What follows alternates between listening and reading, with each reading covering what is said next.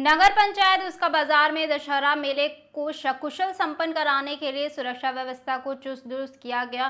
थाना प्रभारी हरे कृष्ण उपाध्याय ने बताया कि श्रद्धालुओं को कोई भी समस्या न हो, इसके लिए व्यापक सुरक्षा इंतजाम किए गए। थाना प्रभारी के निर्देशन पर चप्पे चप्पे पर पुलिस बल और रेलवे सुरक्षा बल तैनात किया गया। इसके साथ ही महिला सिपाही, होमगार्ड और पीआरजी को भी ड्यूटी में लगाया गया। मेले के आयोजकों को भी सुरक्षा व्यवस्था में सहयोग के लिए ड्यूटी दी गई। थाना प्रभारी ने कहा कि कानून और सुरक्षा व्यवस्था को सुनिश्चित करने के लिए जगह जगह चुस्त दुरुस्त और कड़े इंतजाम किए गए। लाल बहादुर शास्त्री और महात्मा गांधी जयंती पर बांदा में राष्ट्रीय पत्रकार सुरक्षा परिषद के तत्वावधान में वृक्षारोपण कार्यक्रम आयोजित हुआ। चिल्ला रोड स्थित सेंट जॉर्ज स्कूल में हुए इस कार्यक्रम की अध्यक्षता जिलाध्यक्ष मदन गुप्ता ने की। मुख्य अतिथि नगर मजिस्ट्रेट संदीप केला और विशिष्ट अतिथि पूर्व नगर पालिका अध्यक्ष राजकुमार गुप्ता रहे। अतिथियों ने गांधी और शास्त्री जी के चित्र पर पुष्प अर्पित और कर वृक्षारोपण किया और पर्यावरण संरक्षण का संदेश दिया। इस मौके पर कई पदाधिकारियों और सामाजिक कार्यकर्ताओं ने भी भाग लिया। यहाँ पर किस तरह का कार्यक्रम था सर? आप यहाँ पर आए हुए हैं। आज राष्ट्रीय सुरक्षा पत्रकार परिषद का एक कार्यक्रम था। राष्ट्रीय पत्रकार सुरक्षा परिषद बांदा के द्वारा जो है गांधी जयंती का कार्यक्रम मनाया गया, जिसमें सभी पत्रकार साथियों के द्वारा एवं मेरे भी द्वारा राष्ट्रपिता महात्मा गांधी को पुष्प अर्पित किए गए और वृक्षारोपण किया गया। ठीक है सर, क्या कुछ संदेश देना चाहेंगे सर?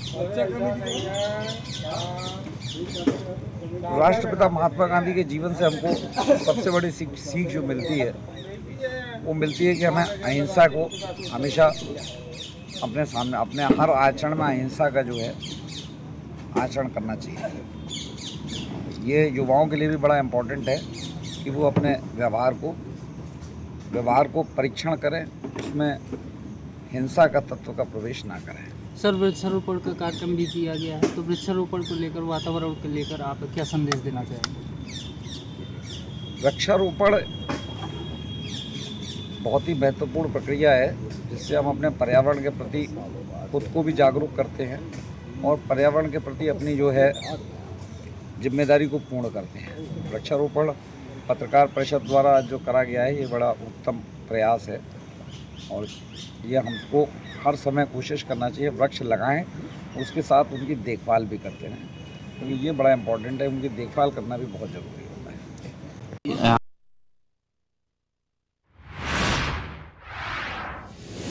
राजधानी लखनऊ के परिवर्तन चौक पर गुरु गोविंद सिंह सेवा समिति की ओर से एक विशाल धरने का आयोजन किया गया। ये धरना महाराष्ट्र के मौलाना द्वारा मुख्यमंत्री योगी आदित्यनाथ के खिलाफ की गई अभद्र टिप्पणी के विरोध में रखा गया। धरने में पूरे उत्तर प्रदेश से सिख समुदाय के लोग बड़ी संख्या में पहुंचे और विरोध दर्ज कराया। समिति के पदाधिकारियों ने कहा कि इस तरह की टिप्पणी असहनीय है और समाज इसकी कड़ी निंदा करता है। धरने के दौरान प्रशासनिक सुरक्षा भी कड़ी रखी गई और कार्यक्रम शांतिपूर्ण ढंग से संपन्न हुआ।